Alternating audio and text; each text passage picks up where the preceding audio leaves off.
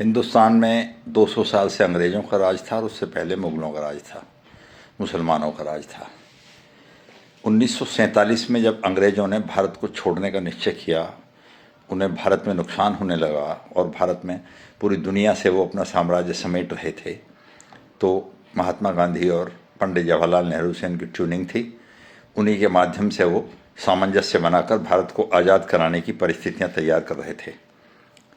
उस वक्त हिंदुस्तान में लगभग 32 करोड़ हिंदू थे और लगभग 5 करोड़ मुसलमान थे।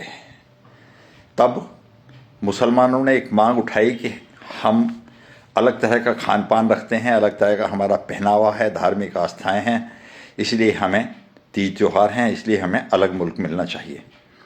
5 करोड़ लोगों ने अलग मुल्क की मांग की थी, मगर गए कितने?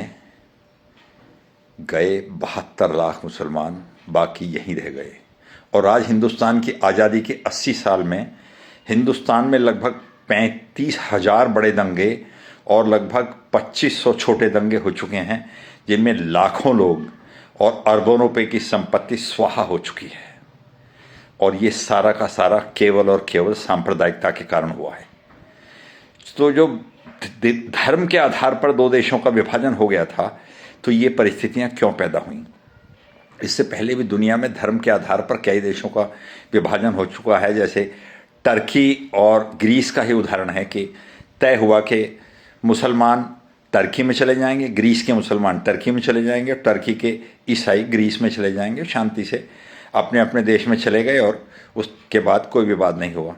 मगर भारत का विभाजन कैसा अजीब विभाजन था कि 5 करोड़ लोगों ने अलग पाकिस्तान की मांग की और 72 लाख मुसलमान पाकिस्तान में गए, शेष नहीं रह गए। 1945 में अंग्रेजों ने एक केंद्रीय विधानसभा बनाई थी, आज की लोकसभा की तरह, जिसके 112 मेंबर थे। तब मुसलमानों ने और जिन्ना बड़े नेता थे कांग्रेस के शुरू में, उन्होंने डिमांड की कि हमें रिजर्वेशन चाहिए, हमारे साथ अन्याय हो जाएगा। तो उन्होंने 40 सीट मुसलमानों को रिजर्वेशन के लिए दे दी, जिन्ना को नहीं, मुस्लिम लीग को नहीं, मुसलमानों को।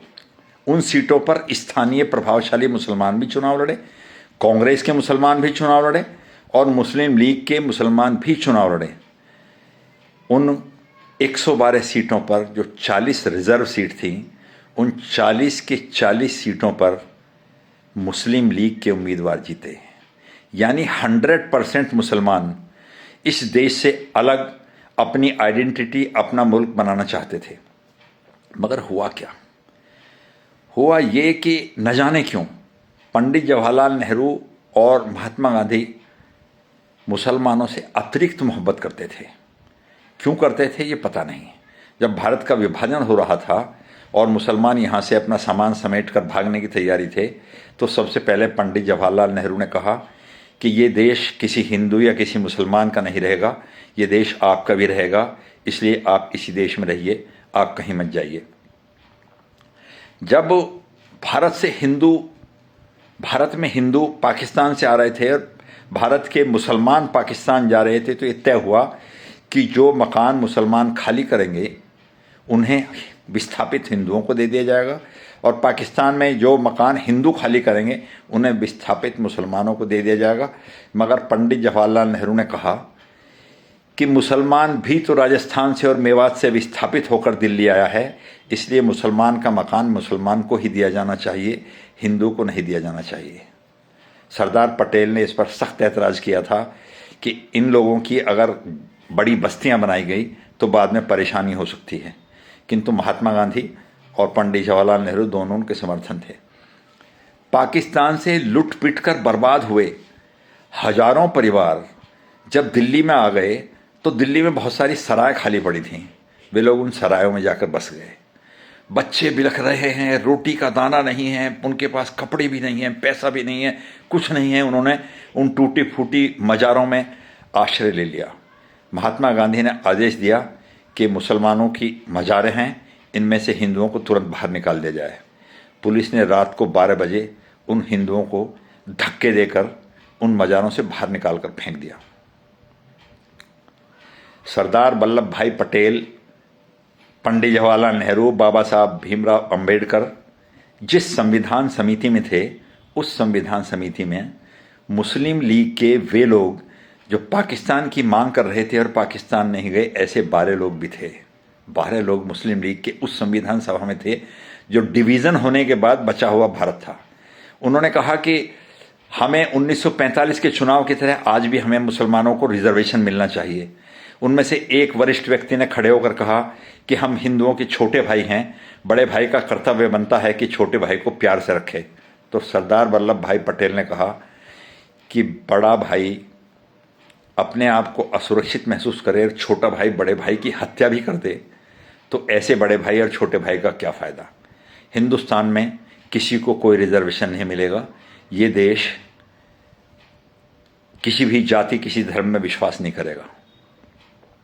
बाबा साहब भीमराव अंबेडकर और सरदार पटेल ने एक बात और कही थी आज़ादी के बाद कि 4 करोड़ मुसलमान हिंदुस्तान में पड़े हैं, यही शब्द इस्तेमाल किया था, पड़े हैं, वे अपने देश क्यों नहीं चले जाते। मगर क्योंकि उन्हें नेहरू और गांधी का आशीर्वाद प्राप्त था तो वो अपने देश क्यों जाएं। बाबा साहब भीमराव अंबेडकर ने बार बार कहा था कि मुसलमान अपने अलावा प्रत्येक धर्म को अपने से बहुत छोटा मानता है। मुसलमान धर्म एक खिड़की की तरह है जो बंद खिड़की है, जिसमें अंदर जाने का अधिकार तो है मगर बाहर आने का अधिकार किसी को नहीं है।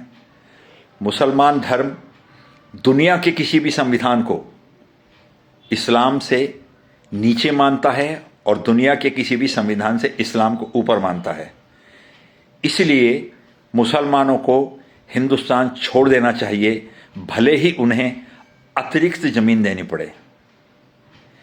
मगर आज 80 साल बाद जो समस्या 1947 से पहले थी, जो तनाव हिंदुस्तान में 1947 से पहले था, वैसा का वैसा ही तनाव बरकरार है। सांप्रदायिक दंगे होते हैं। हिंदुस्तान की पुलिस को बड़ी संख्या में केवल संप्रदायों को कंट्रोल करने के लिए प्रयास करना पड़ता है। मौके बमौके पाकिस्तान के झंडे लहराए जाते हैं, ISIS के झंडे लहराए जाते हैं, कश्मीर से हिंदुओं को मारकर भगा दिया जाता है। केरल में और पूरे देश में बड़ी मात्रा में मुसलमानों के द्वारा धर्मांतरण होता है और एक अलगाव मुसलमान धर्म में हिंदुओं के प्रति रहता है। मैं कई बार कहता हूँ कि कई लोग मेरी इस बात से सहमत नहीं हैं कि आज बने या 50 साल बाद बने या 100 साल बाद बने एक और पाकिस्तान बनेगा।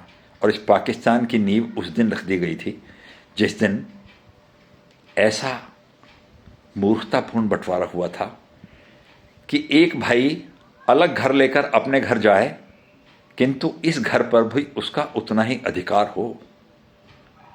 उस बंटवारे के कारण इतिहास को सिर्फ दोहरा सकते हैं, दुखी हो सकते हैं, पलटा तो नहीं जा सकता।